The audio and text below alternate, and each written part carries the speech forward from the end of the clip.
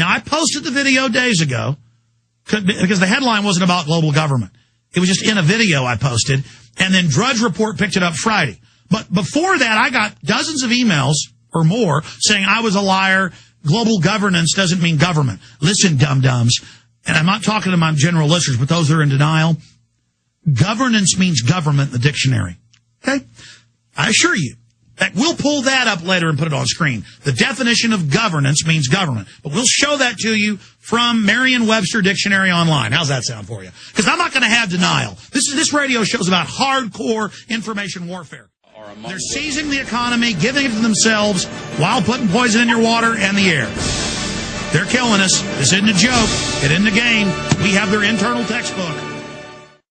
Finally in the news this evening, it's being reported that cyber spies from Russia and China have now penetrated our power grid. Even as energy experts are reporting that each summer we get closer and closer to the limits of our nation's power grid, some say that this summer's demand for electrical power may finally push the grid over its edge, creating a cascade of power outages across the country, putting us all in the dark. Are you prepared for the next round of storm-related outages or government-created blackouts? Have you ever thought about taking steps to get off the grid and generate your own private supply of electrical power? If so, this will be the most important information you have ever heard. Solar-powered generators are finally available. They have no moving parts to wear out or break and require absolutely no gas whatsoever. Remember, the government doesn't own the sun, so go to mysolarbackup.com. That's mysolarbackup.com. Check out mysolarbackup.com before you lose your power. It is July 12th on the Sunday edition, Sunday, July 12th, 2009. Now, I haven't even begun to get into the textbook itself and his actual quotes. How to poison the water, how to poison the food, how to do it through vaccines. And this textbook, Population, Resources, Environment, again, this is a above PhD level. This is a guy that headed up large sectors of MIT, headed up the technology and biology and science areas of Harvard, and now heads up Obama's operation. But it doesn't matter. You go research all these science advisors. You go research all the heads. The point is, this isn't just one guy who's out here doing government textbooks along these lines. This is the accepted knowledge. This is the on-the-record information. Now, some stations don't carry this first 5 minutes. That's why we have a 1-minute break at 5 after. But we're going to go ahead and start taking your calls right now. I'll continue with calls in the next segment. Then I want to, later in the hour, go through this document and then go through some points that I wrote up today that I separately want to make on air about how we should counter this, how we should resist this, and also understanding the mindset of these people, why they're doing this, and explaining to all the environmentalists out there that the Rockefellers over 100 years ago created the environmental movement to demonize mankind to sell eugenics. And they funded Hitler, Planned Parenthood, sterilization, everything that we know of as our society today. IBM, the human genome, Dick Cheney saying kill certain races with race-specific bioweapons. That was even in the Austin American Statesman. This is all being done for a reason, and I'm going to break down the master plan. It has nothing to do with saving the earth, and they admit that.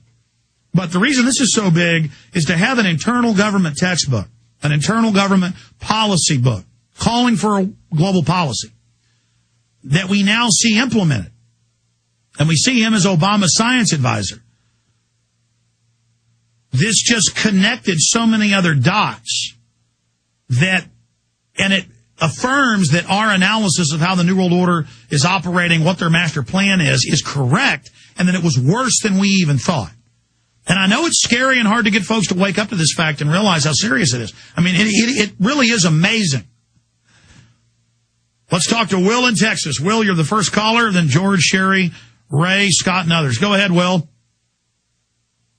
At the University of Texas, and it seems like they're constantly trying to redefine race and update ethnicity and keep subscribing identity. And I see a correlation with that and Nazi Germany and IBM and the information technology movement and everything.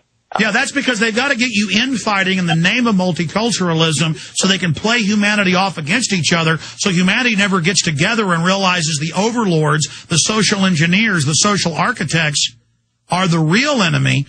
And so in the name of multiculturalism, they create the divisions. But absolutely, IBM is a complete money trust to carry out eugenics. The Hollerith machine was invented for race mixing studies in the United States. That was then the machine with the tattoos on the people in the death camps to decide how much to feed them, how much to work them to death. Our entire society is run and engineered to carry out eugenics. Alex, my question is, Julian Huxley, did he come up with the term ethnic group? You know, I don't know who came up with the term ethnic group, but I know anthropologists and sociologists did. But I know that Obama's science advisor, John P. Holdren, is part of the same society that Julian Huxley and Bertrand Russell were part of, and that's coming up later in the show. Anything else? All right, thank you. Yeah, his phone was really bad, or I'm getting some bad audio here, so we need to get that straight before we come back to the full audience here. All right, more calls straight ahead. Your questions on eugenics only. Because what else is there? I mean, they're killing us. This is pretty important info. Do you understand how dark it is? How far down the line we are? How late it is?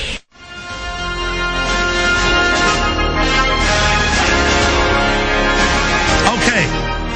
I'm going to continue with your phone calls until the bottom of the hour. Then I'm going to suspend calls for the balance of the transmission, the last 30 minutes. And I want to not just go over the fact that there's a planetary world government that is setting up a global carbon tax to destroy all industry so that populations are unsustainable, but the mindset of these people and why they're doing it. They are not doing it to even help the planet. And they're on record bragging about this. But their low-level minions that follow this Gaia religion, they are doing it for the planet. And so we need to stop being children here and stop denying this is going on. I have posted scores of textbooks, government documents, United Nations Biological Diversity Assessment 96, 89, State Department Memorandum 200, the books written by His Royal Highness, the Duke of Edinburgh, Prince Charles' father, Queen of England's husband. I mean, there's thousands of these. I've made a film about it, a 2-hour, 40-minute film called Endgame Blueprint for Global Enslavement. Stop denying this if you're driving along in your car, listening in Los Angeles or Chicago or Austin, Texas or Miami or Buffalo, New York. Stop living in denial. If what I'm saying is true, isn't this the only issue? Isn't this the most important issue? This is why they're setting up world government, why they're bankrupting the world economy. And they brag and say they are. They say that's why they have CPS, is to take your kids and sterilize them. That's what CPS was set up for almost 90 years ago in this country. Hitler got all his ideas from these people. The head of science for Obama, the head of his science office, openly writes a book called Eco-Science, calling for forced sterilization, forced abortion, a worldwide police state, and poisons in the water to sterilize you.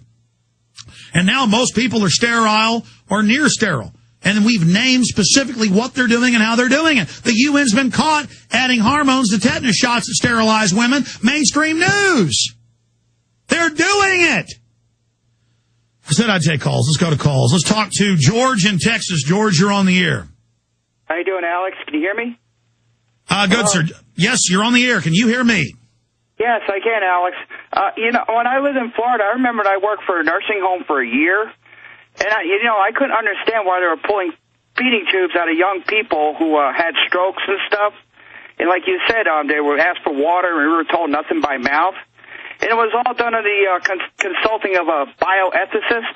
Bioethicist, transhumanist. The Eugenics Quarterly openly wrote, we're changing our name.